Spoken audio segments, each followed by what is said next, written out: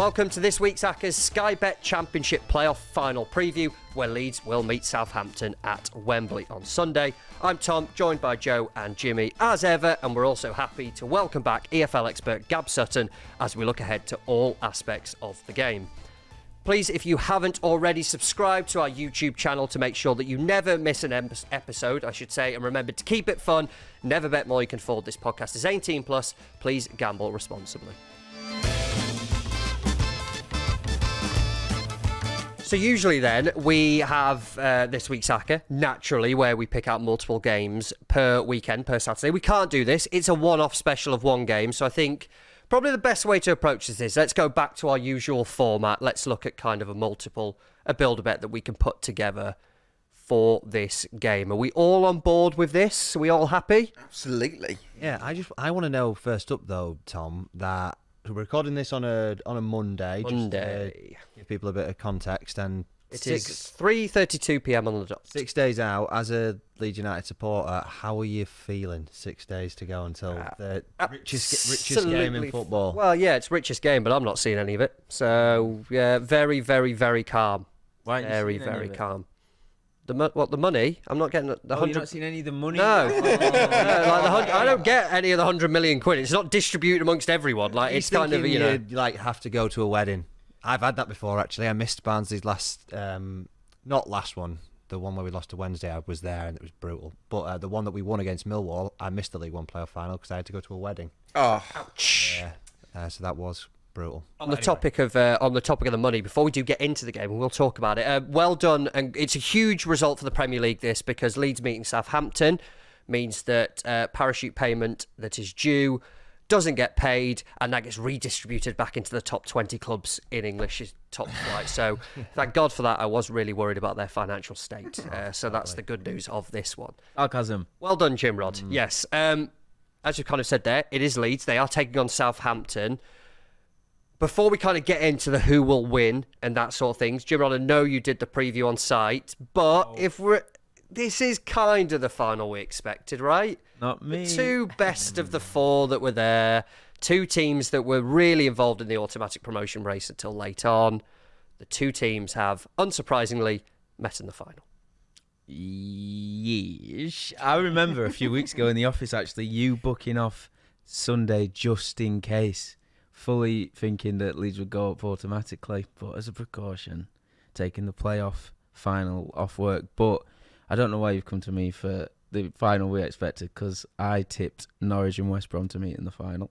And that did not go well. Nope. It was playing the underdog, of course, Gab, but yeah, Leeds Southampton, let's be honest, the two strongest out of the four are now going to meet in this one-off. Yeah, I mean, I think before the playoffs, we weren't talking about Leeds and Southampton in quite such glowing terms, despite the fact that they were, over the course of the season, I think we can agree, comfortably better than West Brom and Norwich. But I think their form sort of maybe around April was sort of put a few doubts in mind. You think of Leeds losing 4-0 at QPR in the penultimate weekend. Southampton had that 25-game unbeaten run, but since then they've kind of fallen off the pace. But I think after the two away draws for either side, they were absolutely dominant in their second legs at home, and I think they deserve their places in the final. So I wouldn't say the final we expected, but I think it's definitely the two best teams from the playoff competition. I unfortunately have spent my entire life going to watch Leeds United, and it's probably the real reason why I'm so fucking miserable, okay?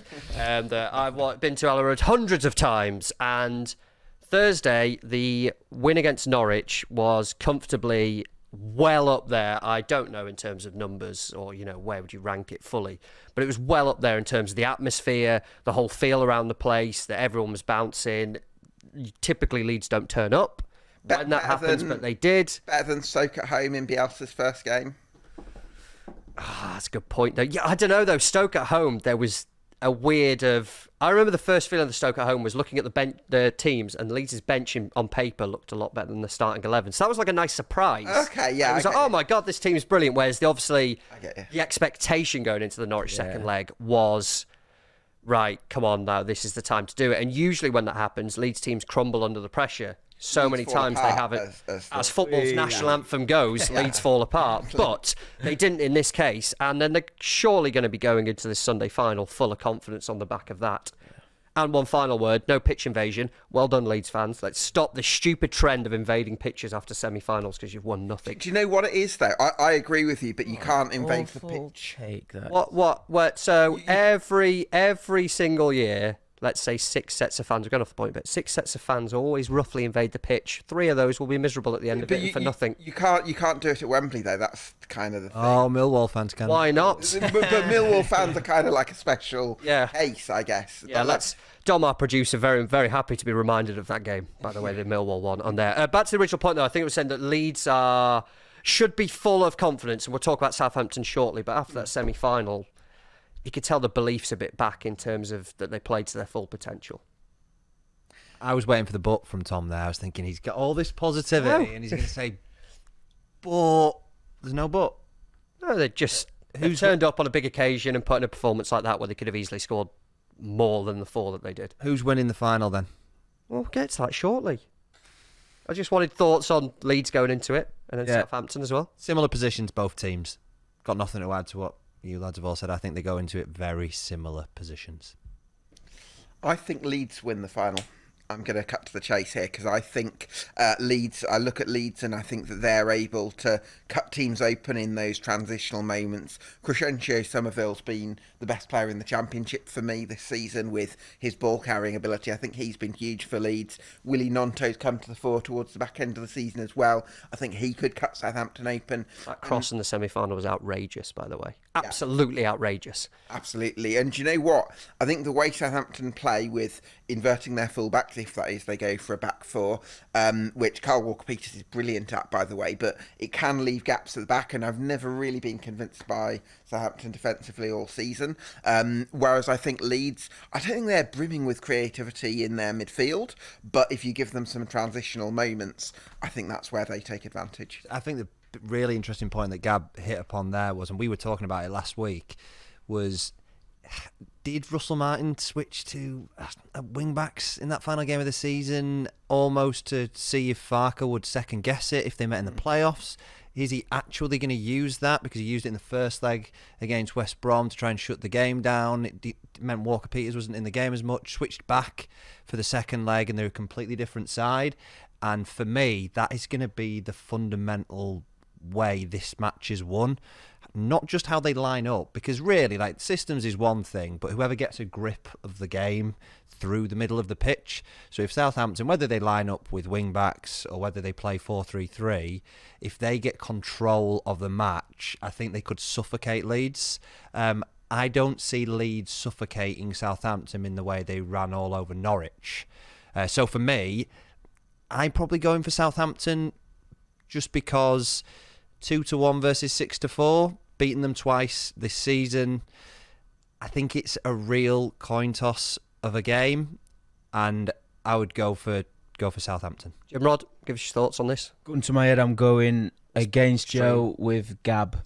Leeds for me. It's like the thing Joe just mentioned about Russell Martin, like trying to get Farker to second guess him. Like just stick to what you're doing. You know what you're going to get from Leeds, so I don't think you need to try and trick the opposition manager. But I was just thinking then when what Gab was saying, I pointed at him like, yes, I agree with that 100% about the fast breaks. Leeds are at their best when they're playing in transitions against teams like Southampton, and the opposite to what Joe said, the pitch is obviously massive at Wembley. It's going to be warm weather again. But I just think I'd want to side with Leeds because I think in the crucial moments they've got the quality, the big players, and I think just the style of Southampton. I know the results in the league have gone against Leeds, but I just think that this sort of one-off game might be more suited to the way they're playing instead of Southampton's tactics. Well, this is the counterpoint on that, though. Do we not think that is it a case of individual quality coming to the fore? Or is it a case of who gets it tactically right on the day? Because if you think about Russell Martin versus Daniel Farker, who would probably get their tactics more spot on, you'd probably go with Russell Martin, whereas Leeds have relied a bit too much at times on individual quality this season. So that would probably be the question. Is it a case of individual quality, or is it a case of who gets the tackle? The couple of things, because the stats that were doing the rounds that were really interesting in the latter stage of the season, it's twice the entire season that Southampton have lost. Is it, or was it lost or failed to win when they've had at least 7 days to prepare for a game? Which just shows that Russell Martin, when he can prepare a team for a match, is fantastic as a coach for preparing a team. So that has got to give Southampton an advantage for this game.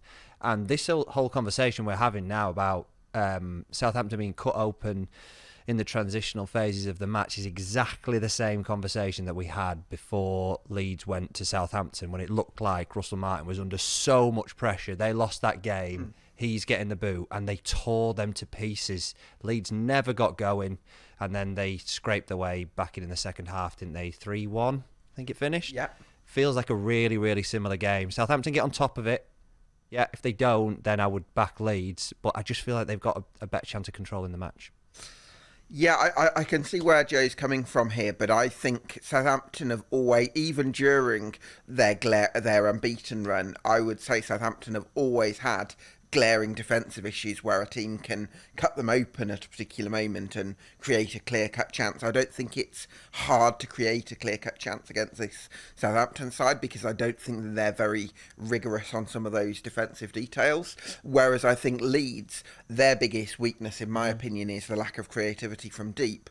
But I still don't think that that's as big a weakness for them as Southampton's biggest weakness, which is why I think on the law of averages, and I think if you're looking for balance in teams in big games, that's where I'd probably edge towards Leeds. Yep. One word, then let's get the summaries. I think I know where we're going, but just in case you've skipped ahead to the end of this section, you want to know the one-word verdict, who will win. You can have 90 minutes extra time and penalties as well. We are taking Southampton.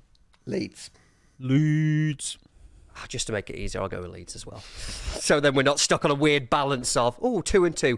3 votes to 1 then in favour of Leeds winning the game. Coming up next, we'll talk certain areas of the game, which players are going to start.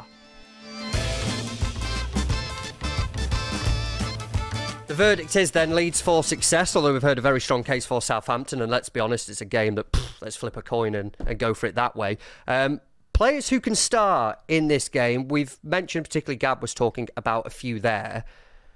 I'm going to split it into sections to make it a bit easier. Goal scorer wise, who could be the, I don't know if you're going cometh the hour, cometh the man, like the League One type approach in this game. Worked out fucking well, that didn't it? Yeah, didn't have a shot on target, Bolton. Who the hell saw that coming in that League One final? Goal scorers wise then, plenty of attacking talent for both sides. And Jimmy, this is the area you thrive in. Where are you looking on Sunday afternoon? Can I shock you? Is that an Alan Partridge? No, yeah. I'm looking nowhere. No first goal scorer, 10-1, 365. The richest game in football, and it's obviously often... I'm just going to do that again. The richest game in football. Right, okay, yeah. Well, editors can Leave sort it in. that out. Keep going. The richest game in football, and it's often played like that. I mean, I've been there a few times with Sheffield United. Joe was saying with Barnsley, and it is tense. It's since the turn of, is it the decade? 2000 to 1999 to 2000. It's fine, mate. Don't That's worry. the decade, The isn't it? millennium. The millennium. Yeah.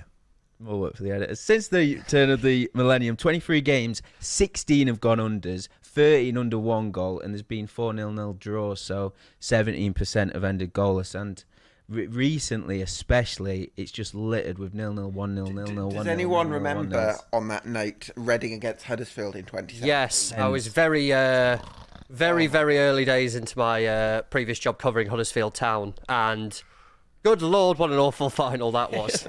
Awful. But, again, though, that probably factors into nobody wants to make an error. You're probably more fearful of making an error than you are kind of encouraged by being the hero, right? Yeah, it's a fair point. I still think, though, with the quality Leeds have got, I still back them to find the net. I'm really curious about Willie Gnonto, actually, in the goal-scoring markets. I don't know if anyone's able to give me a quote on what he is in the anytime market. I will quickly look while you fill time. I may have thrown you a hospital pass there, but I really like... Just boot it clear, don't worry. I really like Willie Gnonto's pace. He's got a good physical frame about him, hasn't he? He's got loads of quality, like I think we mentioned earlier, the cross for the second goal in the second leg of the semi-final. So I think he's got lots of quality. I think he could really come to the fore. 3-1, roughly, and that's a general general price as well. So you're getting that quite a few places. Of course, as we say, this is Monday. Prices may change over the course of the week heading into the game. But 3-1 Nonto, probably a standout candidate. Probably, as I say, yeah. Do you want to talk Southampton? Are there any Southampton? Yeah, and it feels like we're probably blurring sections together here, but it's unavoidable when Jimmy's gone no goal scorer. So I did similar, looking up the previous. What'd you say fuck me for? The previous run of finals. So only one has gone overs of the last 11. But the three previous ones were 3-2, 4-2, 2-1. So you can get if the matchup is right, teams who aren't really set up to defend. So you can go in and decide that you're going to try to keep it tight. But if you're not a team that's able to, then it means you're highly unlikely for the match to end 0-0. And I just don't think that Southampton know how to keep a clean sheet. That first leg against West Brom, first leg of a playoffs, is so different. It is like it's the first half of a match, essentially. And I would be, for later on, as we're trying to build this together, be looking towards overs, because it's around even money, which you would rarely get between these two in an in-season game because of that historical run of it being under 2.5 goals in a playoff final. So looking for goal scorers, and I don't know if this is why Gab was thinking about it, Nonto coming in off the wing and finding the space in behind the fullbacks. Then Adam Armstrong, for me, it's a no-brainer. Scored 3 goals in the 2 games against Leeds. Second top scorer in the Championship.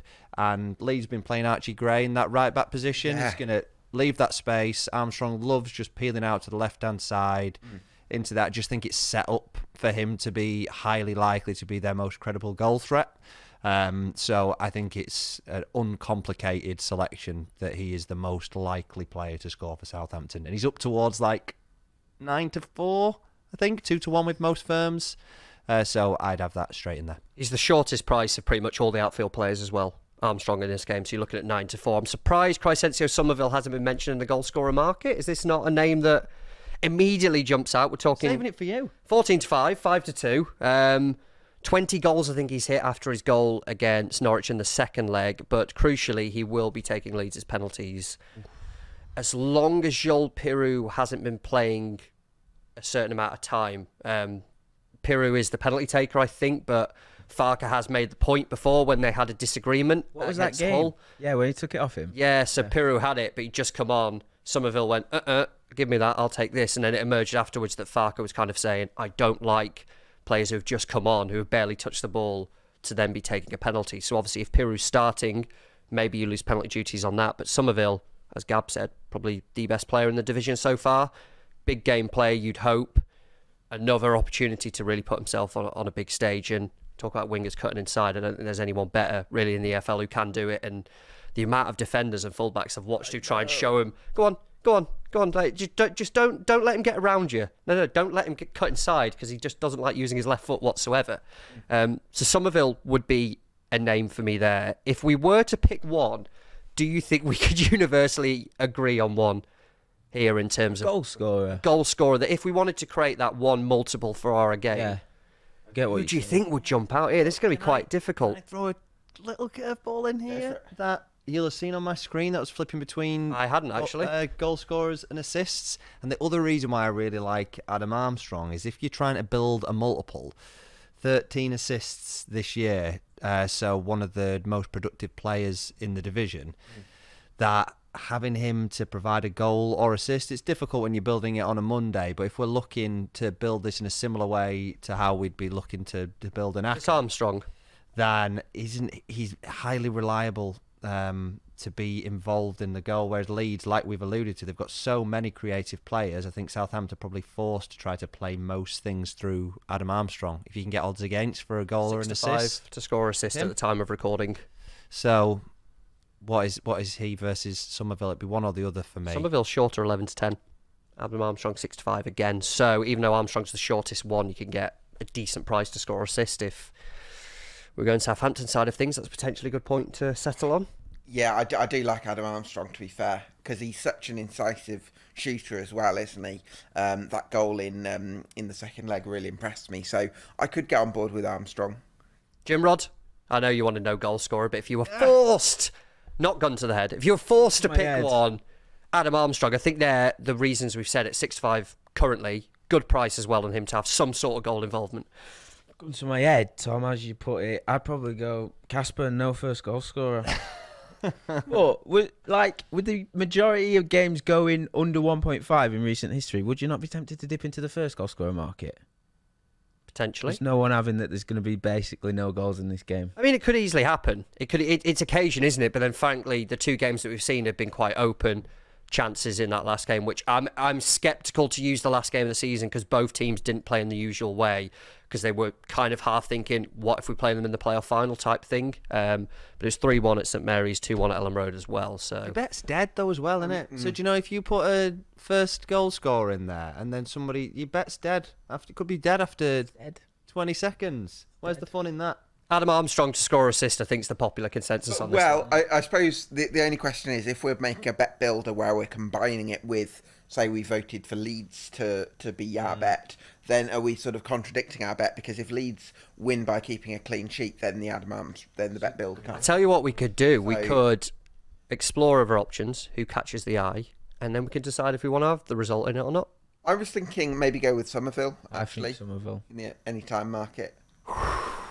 This is a debate. Do you know what's good? They can go Leeds and Somerville, and I'll go Southampton and Armstrong my fucking self. I'll tell you what, we'll see how we get on because I want to talk player cards next. And if there's players, look at Jim Rod fist pumping, if there are players there that certainly catch the eye, maybe we can drop the result and then everyone's happy. That's coming up next.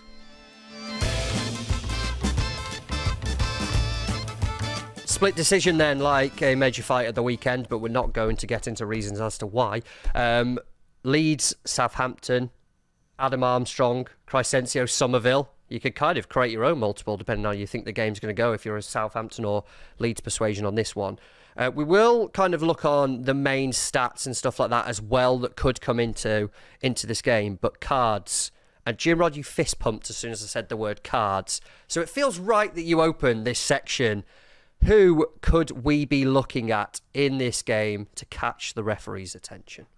I'm glad you come to me first because it's the only sort of section I was excited to talk about, and you touched on about it, Gab. I guess. What? No, I'm not going to let it ruin it, but I think I know what you're going to say.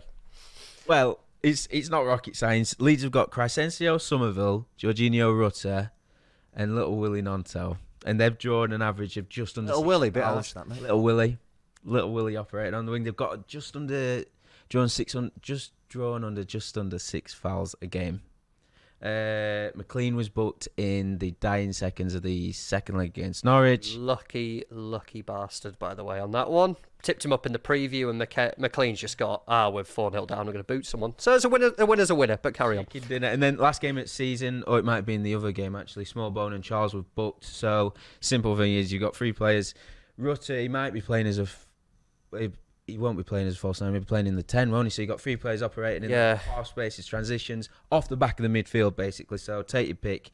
Downs, Smallbone, Aribo. Between them 3, you've got 23 bookings, each averaging towards a foul a game between them. So out of the 3, I think Aribo's going to be the biggest price, but I'd be tempted by Downs, just anchoring that midfield. He might be a short price. You get averaging about 3.3 cards a game in the playoff finals over the last 10 seasons. So I'd be tempted with Downs, even though he's going to be one of the shortest prices. But let's say Southampton have 60-70% possession. Suits me even better. Because he's going to be concentrated on possession so much, and then in the blink of an eye, Rutter's going to peel off his shoulder, and he's thinking, shit, I'm out of position. To be fair, in also- terms of counter-attacks, Leeds are probably one of the best in the division at doing so, maybe, if they do sneak possession off them and nick it, and then it is a case of, I'd rather just take the foul. And also, let's say, I do take that point on board, the transitional threat, but if we're saying Southampton have 70% of possession, that you're also saying Southampton will have possession for 70% of the time, in which case, and in that period, you're completely writing off any chance that they're going to commit a foul. So they've got to commit fouls in the other 30-40% of the time. So that's what I would be mindful of as well. is there anyone on the Leeds side of things then that we could put forward? Glenn Kamara, maybe? Yep. Centre midfielder. Centre midfielder, yeah, I think he's pretty tenacious. He likes to put a foot in. Yeah, but on the flip side of what you're saying is if you're spending that long out of possession, you're going to be compact, you're going to be in shape, you're not going to really commit to tackling because someone's just moving the ball around. So I always think it's interesting because I always think the opposite of what you just said is it's harder to get a foul if you're seeing that little of the ball because you're just concentrating on so much. The ball shifts 10 yards from centre back to the other. You're just staying in shape, moving across the pitch. You're not thinking about committing that much, and you're that compressed in terms of shape. There's not as much space, to get exposed. Yeah. No, that does make sense. Yeah, I've gone about it exactly the same way as Jimmy. So I think it's 0.33 cards per 90 Flynn Downs. So he's only started 33 games in the Championship this season for Southampton, but one of the most carded players in the league. And it is that transitional phase for Southampton. They're so exposed if they give the ball away that they're forced into making fouls that makes them highly likely to concede a yellow card. I think Harwood Bellis in the first leg against West Brom, like in front of the ball, go back, you have to make a foul, you're carded. Jan Bednarek, I'd be backing both of those to be carded. Similar reason, Bednarek, but also I think that Leeds will press them so hard early on into making an error, and hope that they can do what Leicester did in the league match, whatever it was, 3.5-4 weeks ago, just make loads of errors in defence. I don't think they will, but Bednarek booked in both games against Leeds this season. I think he'll be put under loads and loads of pressure because Howard Bell is great on the ball. Bednarek, okay, not great. Yeah. And they'll think that's the person to go and press. They'll try and force the possession towards him. I could see both of those players going in the book. Junior Firpo on the lead side of things as well, I will check out. He was an absolute card magnet in the Premier League, has really shown his quality in the Championship in an attacking sense. Backed him for an assist in the first leg, didn't do it, got one in the second. That's life. But in terms of the cards, really was a player that, particularly when they're in the Premier League, was just as regular as anything. You just knew he was going to Would you stick with Firpo as first choice option if you went up? Probably not. I think there's got to be... Leeds, frankly, it's conversation for another day, but the fullbacks are an area that they desperately need to improve. Yeah. That would probably be one on Firpo. Need someone who's a bit better defensively, I think, yeah. Yeah. Any other stats then? I will chuck it into this little bit. Any other kind of statistical bets that would provide appeal in this game from any of the markets? I know I'd mentioned it at the top, but I really do think it's worth looking towards overs. Southampton, one of the worst defences statistically in the top half of the division. It is rare that you would get a team reaching the playoff final that would be that likely to concede, but I am convinced that the market has been priced up on the basis that there aren't many goals in a Championship playoff final, but I don't anticipate that that's going to be the case on Saturday. What would Southampton and over 2.5 goals be as a bet builder, I wonder? You're going to get, so Southampton are obviously 2-1 to win the game. Where the hell is the market? You'd get over 2.5. You're looking around 9-2, a bit better on that, so it's quite a big price on them to do so, depending where you look. I mean, that is a fair price if you consider when Southampton have won, it's tended to be in high-scoring games with over 2.5 goals. Yeah, it's just not. It hasn't been a typical Championship season. I mean, you look at the two of the teams in the top four, Ipswich and Southampton. They conceded absolutely shitloads of goals. Both of them around 60 goals each. Southampton, I think it's 63 goals they conceded this season. Only maybe two teams in the top 12 in the league conceded more goals. They managed to finish fourth. Leeds will score, but Southampton have got a brilliant chance to breach Leeds' defence. I think that remembering that Leeds had that brilliant run at the start of the year where they were keeping clean sheet after clean sheet, but actually before the playoffs their defence had completely abandoned them, so I don't think it's something that's going to necessarily hold together under the highest of pressures. Well, as much as... completely disagree. I could not disagree more, Joe. I actually couldn't. And the unders and overs is a coin toss. I had it at 5-6 before I come down, and it is because of the stakes are so high, and it's like they're not basing it on the teams involved. They're factoring in the occasion, and you have to do that. The stakes couldn't be higher. Duffman, are you going to be nice and relaxed watching this? Are you going to be having a good time? Oh man, you're a terrible fan to us, really, aren't you? Yeah, just relax. Playoff finals, genuinely a horrid, awful experience. Did you enjoy Barnsley Wednesday last season? the game before they scored. Oh, mate, absolutely hated it. Yeah, the players are going to be like that. I just cannot believe you think there's going to be goals. No, it's not even. I can't believe it. So, it's somewhere between believing that there's going to be goals and it's thinking that it's not being priced based on the reality of what might happen. Mm.